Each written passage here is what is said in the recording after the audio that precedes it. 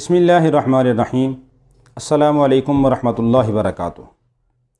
محترم ناظرین، حضور پاک صلی اللہ علیہ وسلم کی عادت شریفہ یہی ہوتی تھی کہ جب آپ صلی اللہ علیہ وسلم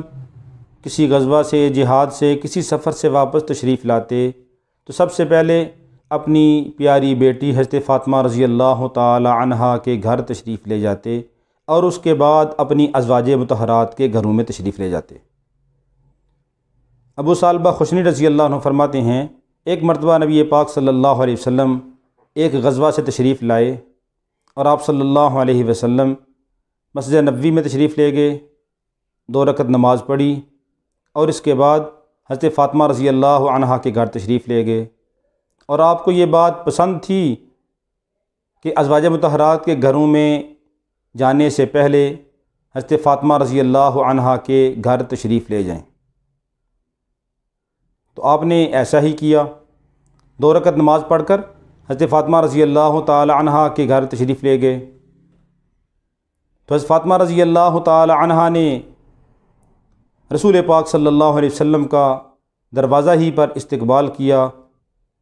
اور آپ صلی اللہ علیہ وسلم کی پیشانی مبارک کو چوما اور آپ کی آنکھوں کا بوسہ لینے لگیں اور اس کے بعد رو پڑیں۔ تو رسول پاک صلی اللہ علیہ وسلم نے رونے کی وجہ پوچھی، کیا ہے میری بیٹی فاطمہ، کیوں رو رہی ہو؟ حضرت فاطمہ رضی اللہ عنہا نے عرض کی، یا رسول اللہ، اے میرے ابا جی، میں اس لیے رو رہی ہوں کہ غزوہ میں جا کے اور سفر کے اندر جا کے اتنی آپ نے مشقت جھیلی ہے کہ آپ کا رنگ بھی بدل گیا ہے، گرد و غبار کی وجہ سے آپ کے اوپر کا رنگ تبدیل ہو گیا ہے۔ تو نبی پاک صلی اللہ علیہ وسلم نے فرمایا، اے میری بیٹی فاطمہ مت رو، اے میری بیٹی فاطمہ تو مت رو،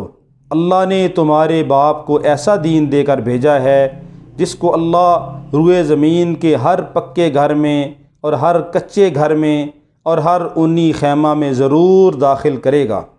اور جو اسلام میں داخل ہوں گے وہ عزت پائیں گے، اور جو اسلام میں داخل نہیں ہوں گے وہ ذلیل ہوں گے۔ اور دنیا کے جتنے حصے میں بھی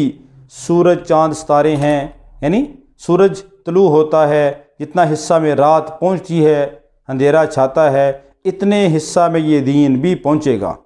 یعنی مراد یہ ہے کہ ساری دنیا کے اندر یہ تیرے باپ کا دین ضرور پہنچے گا، ماننے والے عزت پائیں گے اور نہ ماننے والے ذلیل ہوں گے۔ اور پھر اللہ رب العالمین نے اس دین کو سربلند کیا۔ حضرت تمیم داری رضی اللہ عنہ فرماتے ہیں، وہ بھی ایک حدیث نقل کرتے ہیں اسی مفہوم کی، اور یہ فرماتے ہیں کہ میں نے اس منظر کو اپنے خاندان کے اندر اچھی طرح دیکھا ہے کہ میرے خاندان کے جو لوگ مسلمان ہوئے تو خیر و شرافت انہوں نے حاصل کی، عزت نے ان کے پاؤں چومے، اور جو لوگ مسلمان نہیں ہوئے تو وہ ذلیل ہوئے، ان کو چھوٹا بننا پڑا اور ان کو جزیہ دینا پڑا، مسلمانوں کے ماتحتی میں رہنا پڑا۔ اللہ نے پھر ان کو ذلیل کیا،